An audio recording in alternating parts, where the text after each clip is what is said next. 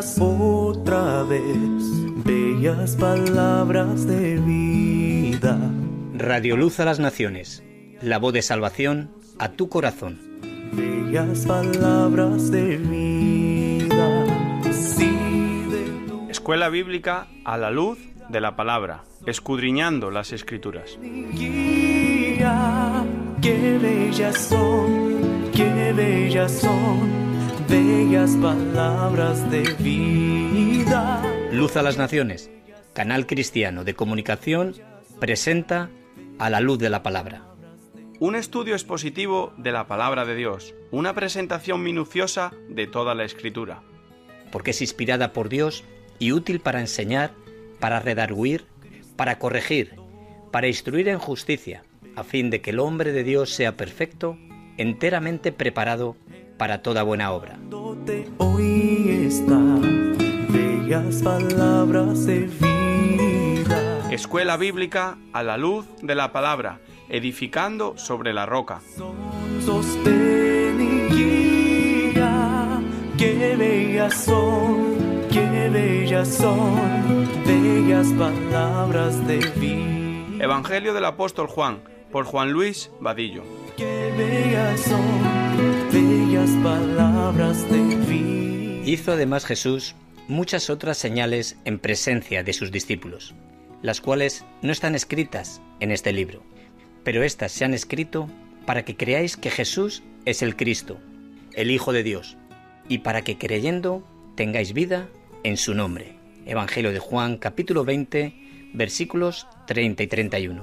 Sostén y guía, qué bellas son, bellas palabras de vida. Qué bellas son, bellas palabras de vida. Vamos a continuar con el Evangelio de Juan. Estamos en el versículo número 14. El versículo número 14 nos dice explícitamente: y aquel verbo fue hecho carne y habitó entre nosotros, y vimos su gloria, gloria como del unigénito del Padre, lleno de gracia y de verdad. Este texto, este versículo número 14, ha sido imposible, como dijimos el domingo pasado, poderlo compartir en un solo domingo, y vamos a tratar de hacerlo en 3 domingos, porque es un versículo inmensamente rico. Así que el versículo número 14 hemos visto el primer punto, que fue la semana pasada, donde nos enseñó: y aquel verbo fue hecho carne.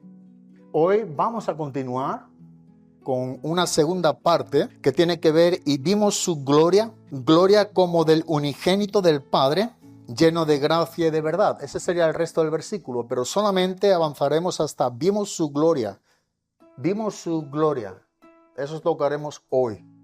Vimos su gloria, dijeron en este caso Juan, y en boca en plural por todos los discípulos.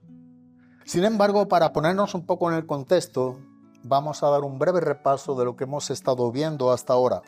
Y sin lugar a duda el apóstol Juan está hablando sobre lo que es la doctrina de la encarnación. La doctrina de la encarnación de Cristo. Dijimos que fue una doctrina muy atacada en los 5 primeros siglos de la historia. Y por eso se hizo un concilio, que es el concilio también de Calcedonia, donde en el 451 años después de Cristo se tomaron ciertas resoluciones en contra de aquellos quienes tergiversaban esta doctrina, en contra de lo que tenía que ver con los gnósticos, como eran los docetistas, que decían que Jesús no era hombre, o en contra de otra rama gnóstica, que eran los cerintos, que ellos decían que solamente Cristo vino a la persona de Jesús en el bautismo en agua, pero que abandonó su espíritu cuando estaba siendo crucificado. O cierto tipo de herejes, porque eran enseñanzas totalmente heréticas, como era el arrianismo también en el tercer siglo, que distorsionaban y ponía a Jesús como un Dios menor al Padre. Y así hemos visto muchos de los sectarios, o el unicitarismo modalista, que hablan de un Dios que se convierte en el Hijo y ese mismo Dios se convierte en el Padre. Bueno, hablamos de muchas distorsiones que que es un sinónimo de herejía, que la propia historia corrobora lo que estamos diciendo en base a lo que la propia palabra nos está enseñando. Y dijimos que es bueno conocer la historia de la iglesia, la historia de nuestro hogar, la historia de nuestros hermanos. ¿Te preocupa esto o te preocupa otra historia? Yo te doy un consejo, dedica horas a conocer la historia desde el siglo I. Va a ser muy rico, muy bendecido. Y te vas a meter de tal manera que de verdad va a venir las horas, van a pasar las horas y no vas a querer dejarlo. A veces te gustaría, anoche era ya tarde, Marcelo me decía, Juan, que ya tenemos que cenar, que ya ha pasado la hora, pero no quería dejarlo, porque estaba en un punto donde me encantaría poder seguir después con horas y horas. A veces te acuesta tarde y no rinde el sueño como debería rendir, pero porque estás comiendo, te preocupa comer de Cristo. Te preocupa comer y orar de lo que has comido. Yo siempre digo, no es comer, es orar con Dios. Y tú si haces esto, y si tú y yo hacemos esto, yo te puedo asegurar que vas a tener una visión diferente de tu Señor. Totalmente diferente. Unos anhelos diferentes de lo que va a encabezar tu vida en el presente. Va a ser totalmente algo enriquecedor. Y esto es lo que ocurría en estos primeros 5 siglos, y a nuestros días hemos dicho que también acontece. Así que podemos ver la Biblia cómo nos enseña en tocante a la enseñanza de la Trinidad, porque hubieron muchos que fueron antitrinitarios también, que no creían y que distorsionaban a la doctrina de la Trinidad. Pero la doctrina de la Trinidad hemos dicho a grandes rasgos simplemente en 2 frases. Dios es uno en esencia, Dios es 3 en personas, cada uno con su persona y su personalidad, y cada uno con roles distintos. El Hijo es igualmente Dios como el Padre. El Espíritu Santo es Dios igualmente como el Padre y el Hijo. Los 3 son un solo Dios, no dioses. No hablamos de un politeísmo, hablamos de un monoteísmo. Un Dios en esencia. Hemos dicho que en el seno de la deidad, ¿verdad?, lo que es la esencia del ser de Dios es algo donde no se puede dividir, es indivisible.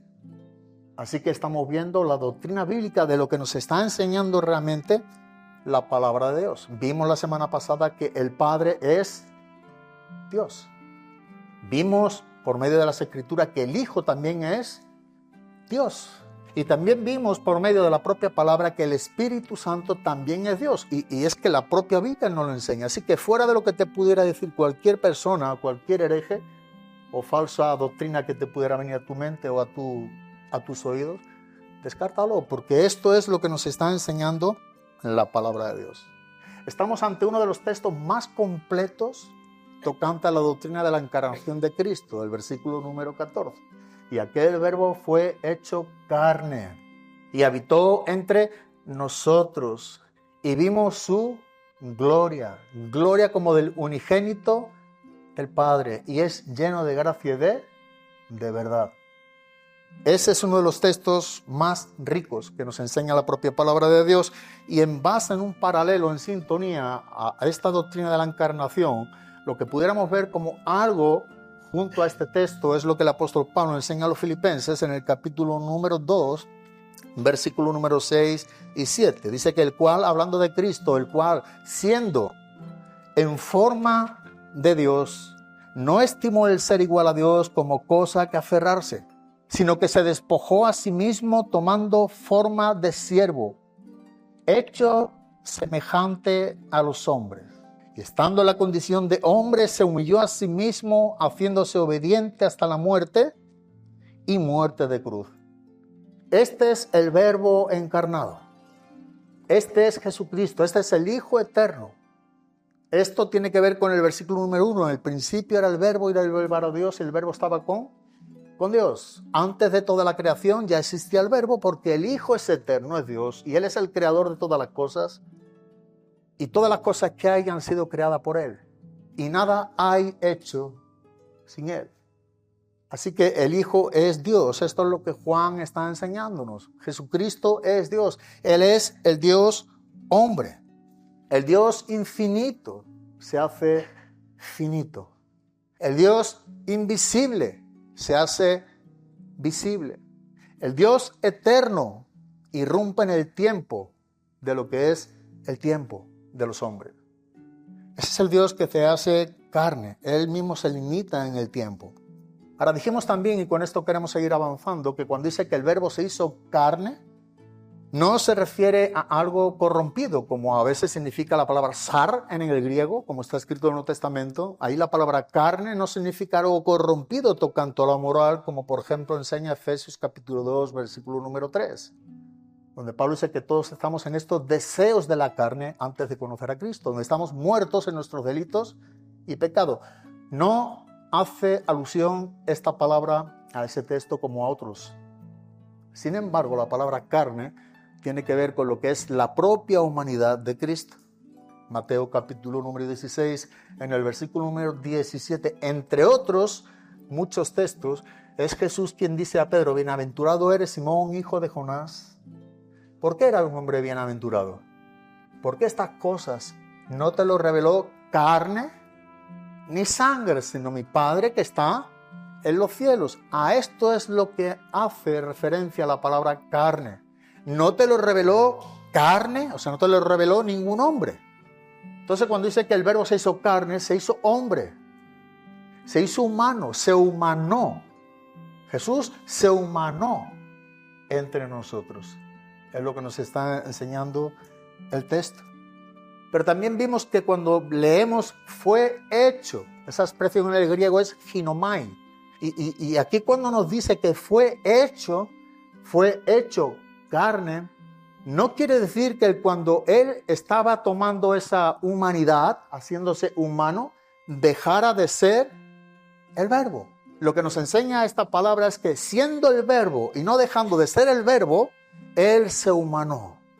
Se despojó a sí mismo. Pablo a los Filipenses tampoco nos está enseñando que dejara los atributos divinos de sí mismo, porque si por algún momento Cristo dejara de tener alguno de los atributos divinos del Padre, dejaría de ser Dios. Y entonces teníamos un problema con la doctrina de la cristología, de la Trinidad. Cristo ha sido, es y siempre será Dios. Y nunca ha habido un tiempo donde ha dejado de ser Dios. Entonces algunos dicen, bueno, ¿y qué ocurrió con esos atributos que muchas de las veces no son manifestados de manera latente en los años de ministerio de Jesús? Bueno, que fueron opacados tras un cuerpo humano, fueron limitados por su propia voluntad. Se ponían en funcionamiento de acuerdo al tiempo y al programa que Dios también tenía. Vemos como muchas de las veces funcionan los atributos, están activos y otras de las veces están siendo limitados. Por ejemplo, cuando nosotros leemos que Dios es un Dios omnipresente, es una palabra compuesta que significa que todo, omni viene de todo y presente viene de todo tiempo. Está en todo tiempo y en todo lugar. Sin embargo, cuando Jesús estaba en Galilea, no estaba en Capernaum. ¿Por qué? Porque se había limitado a sí mismo de esa omnipresencia. Pero eso no quiere decir que Él no fuera omnipresente. ¿Entendemos? Entonces siempre recordar que Él nunca dejó de ser Dios. Ahora vamos a seguir con el segundo punto, que vamos a tratar lo que nos sigue diciendo el versículo.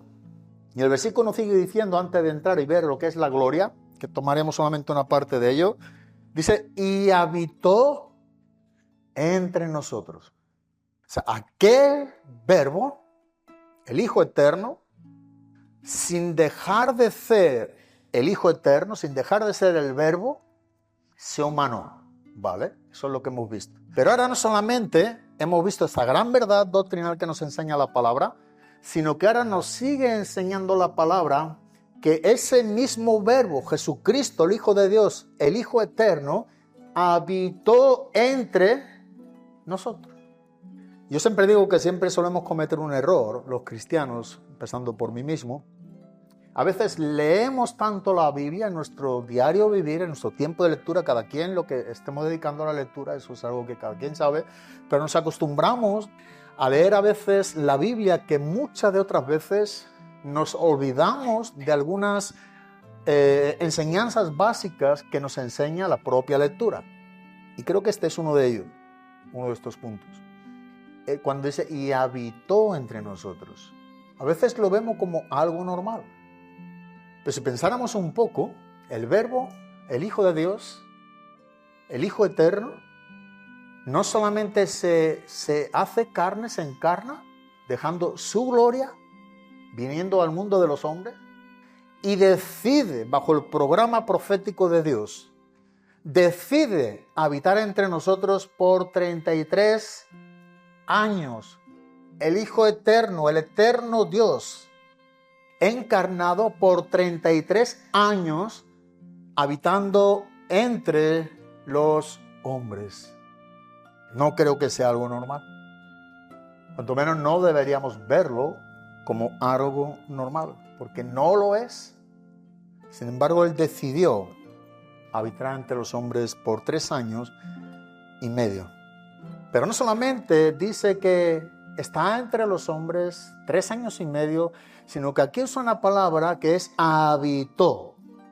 Sequinó en el griego lo que significa es que hizo una tienda de campaña. Esto es lo que nos está llevando el texto. O sea, Él vino, el Verbo se encarnó y habitó entre nosotros haciendo una tienda de campaña, una morada en esta tierra. A eso está haciendo alusión el texto. Habitó entre nosotros. O sea, el Hijo Eterno fijó su morada aquí en la tierra, en el mundo de los hombres. Habitó en esta manera. Y es como se traduce esta forma del verbo sequenó. Es lo que significa literalmente vivir en una tienda. Habitó. Se limitó. Se fijó. Un lugar donde vivir y morir el Hijo de Dios en el mundo de los hombres. Así que eso también es algo muy especial. Y lejos de las enseñanzas heréticas que hemos visto de diferentes siglos donde se ha tratado de atacar la doctrina cristiana, la doctrina cristiana, la cristiana bíblica ha sido atacada y está siendo atacada por muchas sectas, por muchas religiones, por muchos filósofos, por quienes se dicen ser ateo. Y yo me pregunto, ¿qué es lo que causa Jesús al mundo entero? ¿Qué es lo que causa Jesús al mundo entero para que el mundo entero esté tan nervioso con Jesús? Bueno, es que Jesús es el Cristo, el Hijo de Dios. Es que estamos hablando de aquel quien puso una conciencia en todo ser humano. Estamos hablando de aquel quien dio el decálogo, los 10 mandamientos a cada corazón. El hombre sabe cuando hace bien y cuando hace mal. Hemos visto porque Dios ha puesto su neidesis en el griego, es un conocimiento interno. Esa es la conciencia, que aparece 33 veces en el griego Nuevo Testamento y aparece una sola vez en el libro de los Salmos en el Antiguo Testamento en hebreo. Conciencia. Digo esto porque no se puede negar. Como algunos cristianos tratan de negar, de refutar esta enseñanza de la conciencia, pero me gusta ver cuando la Biblia repite reiteradas veces esta palabra.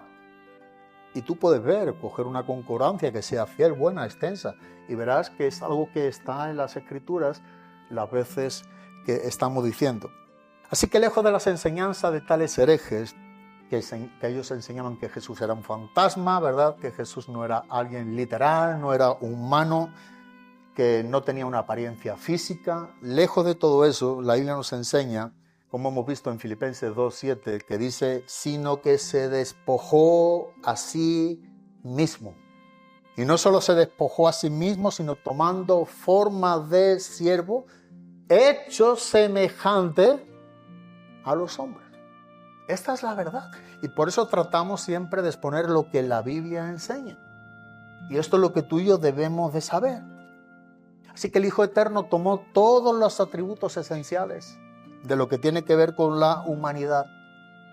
Y a la misma vez fue hecho todo semejante a los hombres. No solamente toma los atributos de la humanidad, sino que también fue hecho semejante a los hombres. Y podemos ver que es en todo, como dice la Biblia. En todo es semejante a los hombres, excepto sin pecado. Porque en Él no es que haya habido o dejó de haber, en Él no habitó el pecado, en Él no habita el pecado, en Él nunca habitará el pecado, porque Él es el Dios infinitamente santo. Él es Dios.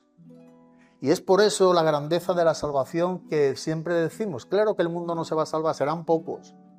Nos lo enseña la Biblia en comparación con el mundo entero. Jesús lo decía. Pero si yo siempre digo, si el mundo entero se arrepintiera de sus pecados, el sacrificio de Cristo es suficiente para perdonar. Su sangre es tan abundante para lavar los pecados más viles y miserables de toda la raza humana.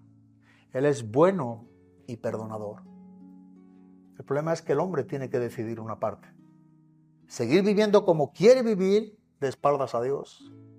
O arrepentirse, ¿verdad? Que esto es lo que significa arrepentimiento, metanoia en el griego, es volver a pensar, dar un giro de 180 grados y dirigirse ahora hacia Dios. Pero tú y yo tenemos que ver algo en lo que Dios mismo enseña que es un mandamiento. El arrepentimiento no es opcional, es un imperativo. Arrepentíos, dice Jesús. Arrepentimiento es lo que enseña la propia palabra. El tiempo se ha cumplido, el reino de Dios se ha acercado. Así que arrepentíos, dijo Jesús al principio de su ministerio, en Marcos 1:15. Arrepentíos y creed en el Evangelio. Dios manda en todo lugar a todos los hombres, en Hechos 17:30 en adelante, también el apóstol Pablo en Atenas, que se arrepientan. Dios manda en todo lugar y a todos los hombres que hagamos todos a una misma cosa, arrepentimiento. ¿Por qué? Como dice Lucas, porque sin arrepentimiento todos pereceréis igualmente. Es por eso que Pedro en Hechos 3:19 dice, así que arrepentíos y convertíos. ¿Pero para qué? Para que vuestros pecados sean perdonados. ¿Y qué ocurre? Que así vendrá de la presencia del Señor tiempos de paz, refrigerio, alivio. ¿Sabes? Cuando tú experimentas esa paz, de verdad, tú no vas a, ni por un solo momento, vas a anhelar de dejar de sentir esa paz de Dios. Cuando tú puedes llegar a fin del día, acostarte en tu cama y saber que tiene paz y que no importa absolutamente nada de lo que ocurra en ese momento ni cuando te levantes, porque tú sabes que hay un Dios omnipotente que sustenta tu vida, que guarda tu vida. Eso no tiene precio, de verdad. La paz de Dios dice que sobrepasa todo entendimiento, guardará vuestros corazones y vuestros pensamientos en Cristo Jesús. Esa paz, que la palabra en el griego es eirene, tiene que ver con algo interno, una seguridad interna. Una seguridad, eirene, la palabra es esperanza viva también, porque cuando tú y yo tenemos esperanza, tenemos confianza. Cuando tú y yo tenemos esperanza, tenemos confianza. O sea, eso es lo que nos está enseñando la palabra de Dios. Tener esa esperanza viva en un Dios que realmente lo que dice, lo cumple. Y paz, mejor dicho, es la palabra salón en hebreo, que está hablándonos de esa paz interna. Entonces, la palabra Irene, que tiene que ver con la esperanza, es algo que tú en tu corazón tienes una seguridad, una confianza interna en ti mismo. Y eso solamente lo da, según la palabra de Dios, la paz de Dios que sobrepasa todo entendimiento. Y solamente la paz de Dios que sobrepasa todo entendimiento. Así que vemos que el Hijo de Dios tomó todos los atributos esenciales de la humanidad y fue hecho en todo semejante a los hombres, excepto sin pecado. Dice Hebreos capítulo 4, versículo número 15, dice, porque no tenemos un sumo sacerdote que no pueda compadecerse de nuestras debilidades, sino uno que fue tentado en todo según nuestra semejanza, pero sin pecado. Uno que fue tentado en todo, como tú y como yo, según nuestra semejanza, pero sin pecado. Por eso Él es el Cordero de Dios que quita el pecado del mundo. Él es y solamente Él. El autor de Hebreos también nos dice, por cuanto los hijos participaron, en el versículo 14, capítulo 2, de carne y sangre, Él también participó de lo mismo para destruir por medio de la muerte al que tenía el imperio de la muerte, esto es, al diablo. Pero dice, por cuanto los hijos participaron de carne y sangre, Él también participó de lo mismo. habitó entre nosotros, haciendo morada en esta tierra, hecho semejante en todos los hombres, pero sin pecado. Eso es lo que nos está enseñando el autor de Hebreos. Sin ningún atisbo de dudas, el autor de Hebreos se está centrando en lo que nos está enseñando y nos deja claro una y otra vez la verdad de que Jesús fue semejante en todo a sus hermanos, a los hombres. Dice, por lo cual debía ser en todo semejante a sus hermanos. Dice en el capítulo 2, versículo número 17, nuevamente. Para venir a ser misericordioso y fiel sumo sacerdote en lo que a Dios se refiere. ¿Para qué? Para expiar los pecados del pueblo. De modo que de esta manera, así Jesús, el Verbo encarnado, habitó entre nosotros, fijó su tienda, su morada, aquí en esta tierra por 33 años. Ahora, si tú y yo hiciéramos o tuviéramos una mirada retrospectiva o hacia atrás, nosotros podemos ver que esto no es algo donde quedara sin ningún tipo de manera de corroborar lo que nos está enseñando este texto. Porque nos está hablando de ahora de algo donde Jesús, donde siendo hombre, morando en este mundo, mostró una gloria que ya desde atrás podemos ver que esto ocurría desde el principio en el libro del Éxodo. Nosotros podemos ver cómo era esta manifestación de esta gloria y vimos su gloria. O sea, habitó entre nosotros y posteriormente nos está enseñando y vimos su gloria. Aquel Verbo fue hecho carne y habitó entre nosotros. Pero dice ahora, y vimos, fuimos esos testigos oculares, como enseña la primera carta de Juan en el capítulo número 1, versículo del 1 al 4. Ellos fueron esos testigos oculares que pudieron palpar tocante al Verbo de vida. El Hijo encarnado. Ellos pudieron tocar, palpar, tocante al Verbo encarnado, a Jesucristo, donde tomó morada en esta tierra. Ellos fueron esos testigos oculares. Pero hemos dicho que podemos ver, cuando miramos hacia atrás, modelos, figuras, tipos de lo que es ver la gloria de Dios. Si nosotros vamos al libro del Éxodo, hay diferentes pasajes, pero escogí solamente un par de ellos para que tuviéramos en mente algunos ejemplos. Y en el libro del Éxodo, en el capítulo número 40, versículo número 34 y 35, Dios acampó con Israel, el pueblo escogido de Dios, acampa con él mediante su presencia gloriosa en el tabernáculo.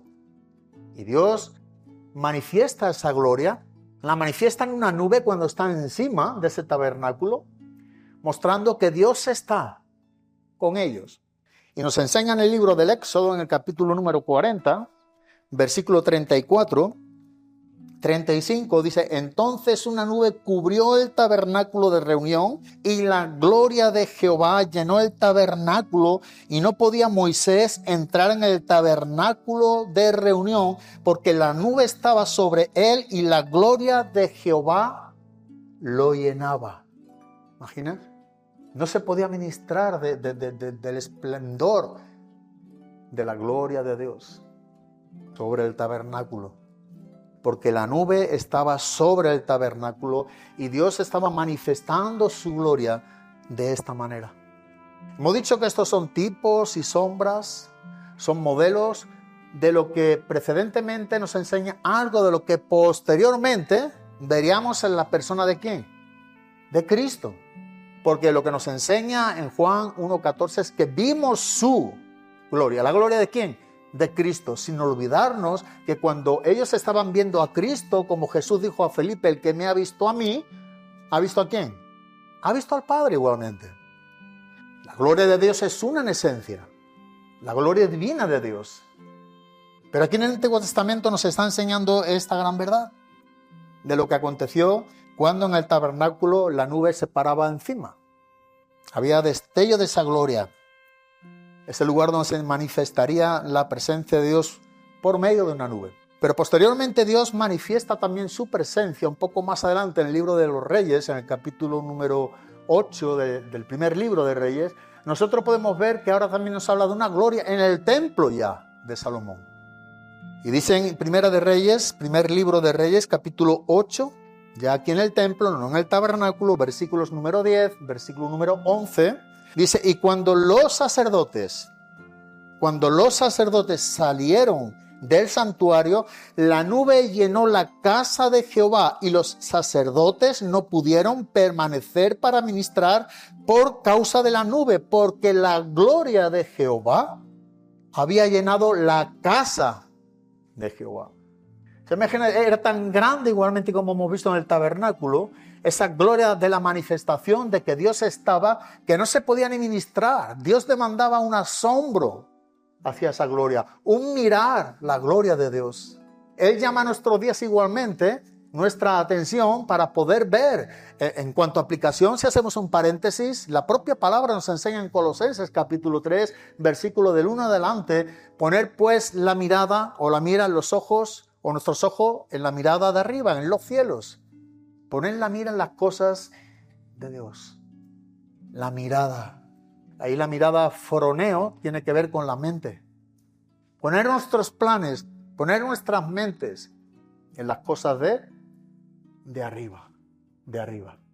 Ahí es donde Dios te quiere a ti y a mí. Y si tú y yo estamos en las cosas de arriba, tú y yo vamos a pasar por encima de las cosas de abajo. Vamos a tener con qué para muchas cosas. Y no solamente vamos a tener para nosotros, sino para poder dar a otros. Poder dar a otros con convicción, con contentamiento, con gozo. Y eso es algo especial que Dios obra en su iglesia. Yo estoy contento personalmente con lo que Dios ha ido levantando en todos estos años entre nosotros.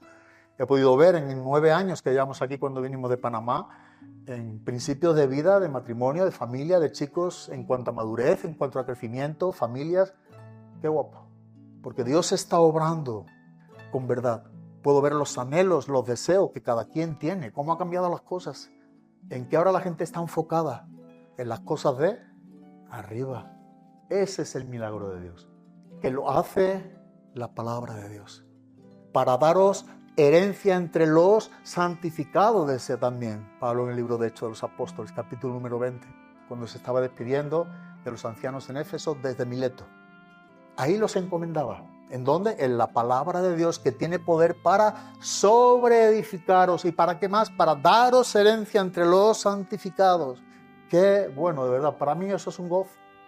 O ver personas que hemos visto en estos años partir con Cristo. Qué bueno. Ese es el asunto, Cristo. Eso es lo que Dios quiere de nosotros, Cristo. Valores bíblicos, orden bíblico, familias bíblicas. Eso es lo que Dios quiere, un orden en cada una de nuestras vidas. De eso Dios se agrada. Y para ello es la enseñanza. Y para ello es impartir las Escrituras. Que el Espíritu Santo nos enseñe a todos a una esa misma verdad. Así que esta gloria fue manifestada también en el templo de Salomón. E impedía que siguiera lo que era la administración también de los sacerdotes por este destello de esa gloria de Dios. También es otro símbolo. También es otro cuadro tipológico, algo que estaba mencionando de lo que iba a venir, figurando a lo que iba a acontecer. Que se cumpliría esto ya no solamente en una visión sobre un templo, sino cuál sería el antitipo de este tipo. Bueno, nosotros seríamos la morada del Espíritu Santo. Nosotros seríamos el templo del Espíritu Santo. Y no estaríamos viendo una gloria mirando al cielo, esperando una gloria física, sino que la misma gloria de Cristo estará con nosotros. ¿Por qué? Porque el Espíritu Santo dice, morará con vosotros, estará en vosotros. Y somos llamados a ver una gloria que nos transforma, como dice el mismo apóstol Pablo, de gloria en gloria. Somos transformados de gloria en gloria en la misma imagen como por el Espíritu del Señor. Es lo que ahora nos enseña bajo lo que es el nuevo pacto. Pero también en el Antiguo Testamento Cristo se reveló algunas de las veces en el Antiguo Testamento de manera preencarnada. Él manifestó también esta gloria. O lo que también se llama en teología cristofanías. ¿Qué es una cristofanía? Es la manifestación de Cristo en el Antiguo Testamento de su preencarnación. Cada vez que tú y yo leemos en el Antiguo Testamento el ángel de Jehová, ese es Cristo en el Antiguo Testamento. Cristo se le presenta a Josué. Cristo se le presenta a Abraham. esa gloria, esa preencarnación de Cristo, también vemos que en diferentes lugares a lo largo del Antiguo Testamento también ha sido una manifestación de Dios. Mira cómo dice en el libro del Éxodo capítulo 3, versículo número 2. Dice, y se le apareció el ángel de Jehová, Cristo en el Antiguo Testamento, en una llama de fuego, está hablando aquí de Moisés, en medio de una zarza, y él miró y vio que la zarza ardía en fuego y la zarza no se consumía. ¿Quiere ver para después más tranquilamente? Josué capítulo 5, versículo del 13 al 15. También encontramos ahí una manifestación de la preencarnación de Cristo, del ángel de Jehová, de un varón, en el cual dice que también Josué mismo dice que se arrodilló y ¿qué hizo? Se adoró, o sea, adoró a aquel varón, Cristo, quien es el único digno de ser adorado, del Dios Trino. Sin embargo, si nosotros tenemos también una mirada, hemos dicho retrospectiva, bueno, prospectiva, una mirada al futuro, hacia adelante. Hemos visto hacia atrás, pero ahora nos enseña a tener una mirada hacia el futuro, hacia lo que viene por delante. Y la Biblia nos está enseñando de todo ello, pero me puse a estudiar un pasaje en el libro de Apocalipsis que llevo un tiempo, y en Apocalipsis capítulo número 21, en los versículos número 3 y número 4, nos está enseñando grandes verdades que acontecerán en el futuro. Que Dios volverá a acampar por toda la eternidad con su pueblo redimido y su pueblo glorificado. Escucha, Dios volverá a acampar de manera completa con todos los redimidos y glorificados, con su pueblo.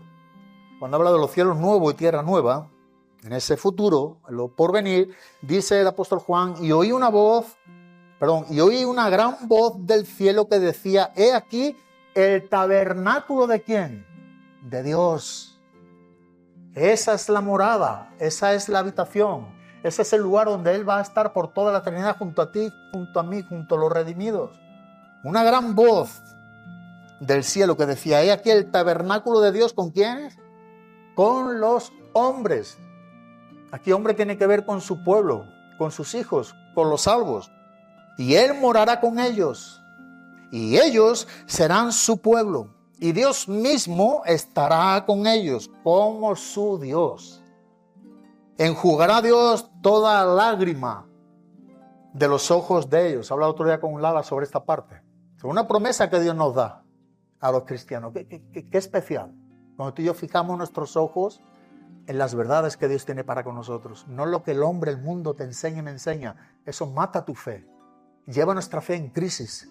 Pero elevar nuestros ojos al autor y el consumador de la fe, eso aumenta la fe, nos hace ver la verdad de todas las cosas. Y dice, enjugará Dios toda lágrima de los ojos de ellos, y no habrá muerte, ni habrá más llanto, ni clamor, ni dolor, porque las primeras cosas pasaron. Ya el pecado no tendrá más poder, ni morará con nosotros. No habrá más morada en nosotros de lo que es el pecado. Ya no habrá más sufrimiento. Eso es lo que nos enseña lo porvenir, lo que es la gloria venidera en nuestras propias vidas, lo que es el tabernáculo de Dios con los hombres. Así que el Dios con nosotros, ese Emmanuel que nos enseña el Nuevo Testamento, uno de los nombres de Jesús, Dios con nosotros, Emmanuel. Veremos también jamás Él mismo dejará de estar sin nosotros. El Dios con nosotros jamás dejará de estar sin nosotros. ¿Por qué? He aquí el tabernáculo de Dios con los hombres y morará toda una eternidad. Amén. Eso es algo glorioso. Eso merece la pena. Eso sí que merece la pena, vivir para Cristo, como dicen los argentinos, a full, a tope. Vivir para Cristo, para Cristo, para Cristo y solamente para Él. Por eso vemos que dice los discípulos, en este caso Juan, y vimos su gloria, gloria como del unigénito del Padre, lleno de gracia y de verdad. Esa es la gloria de Cristo. Fue vista, fue manifestada como nunca antes había sido visto o vista en su vida terrenal. Sin embargo, aún estaba velada en todo su esplendor por causa de su humanidad o por causa de su carne. Es una verdad que nosotros podemos ver. Y en el monte de la transfiguración también hay ahí un anticipo donde él llama a Pedro, Jacobo y Juan. Y nosotros podemos ver que ellos tres vieron parte de esta gloria. Cuando Jesús se transfiguró, dice en Mateo 17, versículo número 2, y se transfiguró delante de ellos y resplandeció su rostro como el sol y sus vestidos se hicieron blancos como la luz. Ellos vieron una manifestación física de la gloria celestial de Jesús en este monte de la transfiguración. Ellos vieron físicamente esta manifestación de la gloria de Cristo en este monte. Y esa fue una visión previa de la gloria, sin velo. Ellos podían ver una gloria sin velo en esta experiencia que se verá en su totalidad cuando Cristo regrese. Estudiando este tiempo un poco, de los últimos tiempos, Apocalipsis, Ezequiel, Daniel, y una de las cosas que enseña en cuanto al regreso de Cristo, habla mucho de esta gloria, no solamente del trono de gloria, sino de la manifestación de su gloria, con gran poder y gloria, como dice que Cristo mismo regresará aquí a la tierra. Habrá una plenitud de esa gloria celestial en la Nueva Jerusalén, donde estaremos todos los cristianos. Por eso Apocalipsis 21-23 dice: la ciudad no tiene necesidad de sol, ni de la luna que brille en ella, porque la gloria de Dios la ilumina, y el Cordero, hablándonos de Cristo, es su lumbrera. ¿Te imaginas? ¿Podremos entender algo de esta gloria? No, pero anhelamos ver esa gloria. Anhelamos ver esa gloria. Qué bueno, ¿no? Sentir que Dios con sus brazos, cuando llegue tu momento, el mío, diga: vamos a casa. Vamos a casa. Qué especial. Y tú tengas deseo de ir a casa. Y la iglesia de Cristo tengamos ese deseo. ¿Cómo serán esos brazos? ¿No? Hablamos ayer caminando con Marcela, que te abra los brazos y diga: vamos a casa, hijo mío. Vente conmigo. Entra y pasa al gozo de tú, Señor. ¿Tendrá algo comparable con lo perecedero, con lo que el mundo y su deseo pasa? No hay cómo poder comparar tanta grandeza, tanta magnitud de su gracia a favor de nosotros, su pueblo. Nada es comparable con ello. Por eso, hablando del regreso de Cristo en Mateo 25, en el versículo número 31, un contexto donde está hablando del juicio de las naciones. Ya Cristo ha regresado, ya ha ocurrido la batalla de Armagedón, en un cuadro escatológico, y ahora entra lo que es un juicio que tiene que ver con las naciones. Pero dice también en Mateo 25, 31, cuando el Hijo del Hombre venga en su gloria y todos los santos ángeles con él, entonces se sentará en su trono de gloria, hablando de ese juicio de los gentiles. Pero en cuanto a la venida del Hijo del Hombre, viene en su gloria, en su gloria. Pero precedentemente, antes de este evento, hay otro evento que es la parusía, o es el regreso de Cristo, la segunda venida de Cristo físicamente a la tierra. Y es en Mateo donde también nos está enseñando algo muy importante, en este caso en el contexto de Mateo 24, versículo 29, versículo número 30, donde dice: e inmediatamente después de la tribulación de aquellos días, el sol se oscurecerá. Esto es algo que va a ocurrir en el mundo, en la historia del mundo. Y la luna no dará su resplandor, y las estrellas cayeron del cielo, y las potencias de los cielos serán conmovidas. Entonces aparecerá la señal del Hijo del Hombre en el cielo, y entonces lamentarán todas las tribus de la tierra, y verán al Hijo del Hombre viniendo sobre las nubes del cielo con gran poder y gran gloria. Así será también como Dios se manifestará a su pueblo escogido en ese último tiempo, esa última semana de la tribulación, esos 7 años, la semana 70 de Daniel. Es importante ver, y yo creo que cabe destacar que nosotros podamos ver algo más tocante a lo que estamos hablando. Fue hecho carne, se habitó entre nosotros y vimos su gloria, que los propios discípulos vieron que Jesús manifestó esa naturaleza gloriosa. Esa continuidad de ver la gloria de Cristo tenía que ver con esos atributos santos de Cristo. Esa gloria continua de que ellos pudieron ver su gloria no solamente trata con 3 de los discípulos en el monte de la transfiguración, que Pedro contó luego su experiencia también, sino que trata cuando vieron la verdad en Jesús. cuando pudieron contemplar la integridad de Jesús, esos atributos santos de Cristo, ellos pudieron ver esa gloria manifestada físicamente de manera latente, experimental, alrededor de ellos. Cuando están viendo la sabiduría con la que Jesús hablaba, otro atributo. Cuando están viendo el amor con el que Jesús amaba, otro atributo. La misericordia con la que Jesús también actuaba, otro atributo. Ellos vieron de esa manera el conocimiento que tenía, el poder que tenía, la santidad que tenía. Ellos vieron su gloria en una manera como jamás antes se vio en nadie. Y se pudo ver en la persona de Jesús.